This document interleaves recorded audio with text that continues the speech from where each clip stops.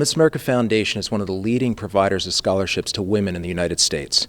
We are here today at Mohegan Sun and having a breakfast where we are going to be featuring a number of the Miss Americas, the former Miss Americas, state title holders, all gathered here together to help raise money for the Miss America Foundation so that we can level the playing field between men and women and provide scholarships to deserving young women throughout the United States, women within our program and also outside of our program. So this is an exciting day here at Mohegan Sun. On behalf of the Board of Trustees and the Miss America Foundation, a sincere word of gratitude to each one of you today, because your ticket is being used to underwrite the valuable scholarships you've seen being awarded throughout this week. And as we as a foundation board pursue our mission to expand our scholarship programs to not only our young ladies within our competition system, but also to deserving young women outside of the competition world, with the goal of leveling the playing field. Guys have enough scholarships. We've got to get it to the ladies. And that's our goal, and we're going to do that this year, especially as we embark upon the 100th anniversary of the Miss America organization. We've got a great program in store for you this morning. We've got a good number of former Miss Americas as well as state title holders that I am going to have the privilege to introduce to you today. Ladies and gentlemen, Miss America 1948, BEBE SHOPP.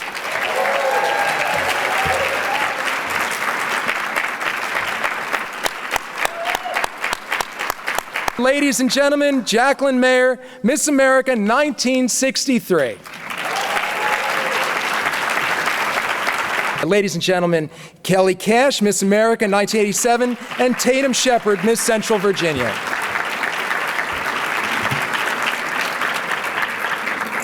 Ladies and gentlemen, Debbie Turner, Miss America 1990.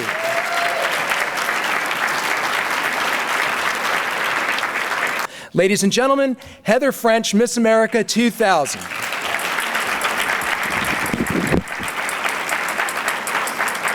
Ladies and gentlemen, Mallory Hagan, Miss America 2013. Ladies and gentlemen, Miss America 2019, Nia Franklin.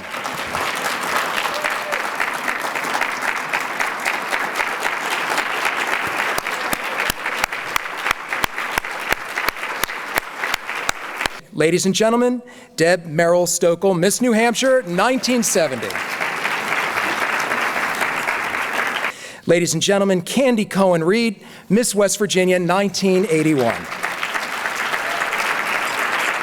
Ladies and gentlemen, Vicki Plaster-Kalpers, Miss Minnesota, 1983. We are also honored to have Tiffany as a member of the Miss America Foundation Board of Trustees. Ladies and gentlemen, Tiffany O'Donnell, Miss Iowa, 1988. Ladies and gentlemen, Beth Ann Jones, Miss Delaware, 1991. Ladies and gentlemen, Sarah Balducci, Miss Maine, 1996. Chantel is married to Mitch Krebs, and she also serves on the Board of Trustees of the Miss America Foundation. Ladies and gentlemen, Chantel Krebs, Miss South Dakota, 1997. Ladies and gentlemen, Nicole Philbrick, Miss South Dakota, 2000. We have exciting news at the foundation.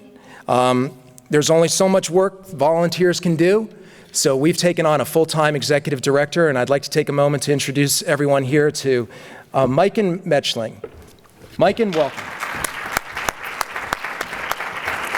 Good morning, everybody. It's an exciting day and certainly an exciting time for the foundation. I'd like to thank everybody. This is one of the greatest opportunities of my career. I've spent over 40 years in the not-for-profit fundraising world, and this is probably the ultimate job for me. I'm a Cape May County girl, born and raised in Cape May, New Jersey, so I'm a South Jersey girl. I'm a Miss America girl all the way. Grew up in it, understand it, and absolutely appreciate it. And the exciting part for me is that I get to spend the latter part of my career being able to support women and women's empowerment through education. And I am so excited to be able to do that. So please, if you see me, stop me. Anything you have to say, anything you want to offer to us in terms of words of encouragement or opportunities to move our agenda, please stop me and do so. Have a great day. Thank you for coming. There's a lot more scholarships. Statistics show that a lot more scholarships are available to men than there are to women. But yet, as you've seen throughout this competition week, we've got some really smart young ladies here. And it's these women that we want to empower through scholarship to be able to penetrate the glass ceiling and get those big jobs in corporate America, in schools, in military, in whatever their career pursuit, and help facilitate that. Because right now, there's a disparity. Many more scholarships available to men than there are women. We're going to change that. The scholarships are critical. These are young, bright, energetic women of the future, and the opportunity for them to be able to have funding for their education is just spectacular. In a perfect world, all these bright women would be able to leave college debt-free. I began competing in the Miss America organization as a teen. So I did the teen program for 4 years, and I did the Miss program collectively for 4 years as well before I won Miss America and that $50,000 scholarship. So over the course of my participation, I've won over $73,000 in scholarship assistance from Miss America. I've used it to do things like take dance classes. I also finished a degree at the Fashion Institute of Technology, and I used it to pay my rent while I was in school too. So there's a lot of different uses for the scholarship money here at the Miss America organization and with the foundation, and I'm very grateful for that. And post Miss America and post my degree at FIT, I worked in the news. I was a news anchor for a local NBC affiliate, and then I ran for Congress in Alabama. Well, it took me half a decade to win the Miss Kentucky title to get to Miss America. So I had 5 wonderful years of gaining scholarship at both the preliminary and the state competition before I got to Miss America. And I graduated debt-free with an undergraduate in fashion design, a Bachelor of Science, and a Master's of Design. So it was really great coming from a low-income family to be able to graduate debt-free. So I'm a doctor of veterinary medicine, and I was able to graduate from veterinary school debt-free because of my Miss America scholarship. Over the course of competing in the Miss America system, I won $44,000 in scholarship all told, and that allowed me to pay back the loans that I had already taken to get to that point in my education, as well as finish paying for the education that I had left. So, I never had to pay the loan debt that we are dealing with as a country right now because of this system, and I'm eternally grateful for that. When I see the women today, I think only when we have the resources can we really do what it is that we need to do. It's impossible to really multitask unless we have the resources. This multitasking thing, it really can't be done unless you have the resources. You think, oh, you can do everything. That's so silly. You can't do everything unless you have resources, unless you have a plan, unless you have a way to do it. But when these women have resources, when they have a voice, yeah, they can do things that they never thought they can do. And the Miss America organization gives them the resources through the scholarship, give them the voice to get the message out, and that is what is happening here. And there are other ways to do that, but the Miss America organization gives women sometimes a voice that they might not have ever had. And that's what's exciting about seeing that here, because there are messages sometimes that might not have ever gotten out, and there are scholarship resources that are here that might not have ever gotten to that right woman because of their specific talent and their specific skill. I became Miss America and received a $10,000 scholarship. It gave me a great deal of determination, will to succeed, and because of that, and because of the scholarship, a couple years later I had a stroke that left me paralyzed and without speech. So because of the Miss America pageant, because of what I had done during that year and the determination and the willing to actually overcome, it helped me during my stroke years that left me paralyzed and without speech. So that was, it's a blessing that I survived. It's important for girls' education, and this is something we have to do. When I won, I got $5,000, and all I wanted to do was to go to college. And this is what it was encouraging people at that point to do, young ladies, to go to school and to have an education. Now, look at the degrees that are available for them all. It's just amazing in the fields that they're going into. And I think it's a wonderful, wonderful program, and it's just great.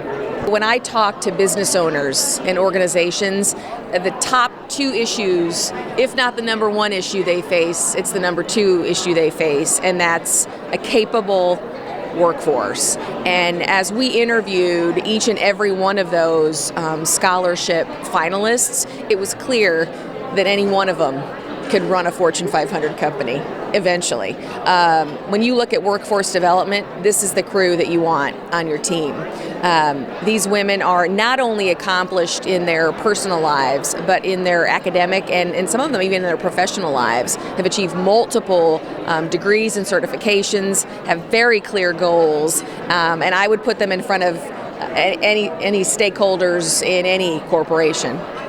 The candidates are participating in a really interesting and pivotal time. Miss America is going through a transformation and looking for her new place in society, and so it takes quite a bit of courage for the young ladies who are competing now to compete with the heart and the gusto that they have. It's important for them to be able to reap the benefits of this program. Every interview that I ever had to, every job I ever had to interview for, I was able to out-interview everybody else because of the skills I learned in this program. I've worked in television for 2 decades, and I was able to take the criticisms and the ultra-competitive nature of broadcast news industry because of the skills I learned in this program. So these women, whether they become Miss America or not, are gaining skills and attributes that will serve them for the rest of their lives. Well said. Very good. Thank you so much. Well, you can see it on the news every single day. They talk about student debt and the skyrocketing tuition prices. And so when you can offer an organization and a platform for young women to be able to gain a higher education and to possibly graduate debt-free, it's an incredible opportunity for these young ladies. And I always encourage them, compete every single year of your eligibility, because every step of the way you're gaining scholarship dollars. You know, some choose to sit out a year or not do their entire duration for their age range. And I said, you know what? Compete every single year of your eligibility, because it only, chinks up the change for your scholarship, and the more times you compete, the more money you can gain. School is so expensive now, and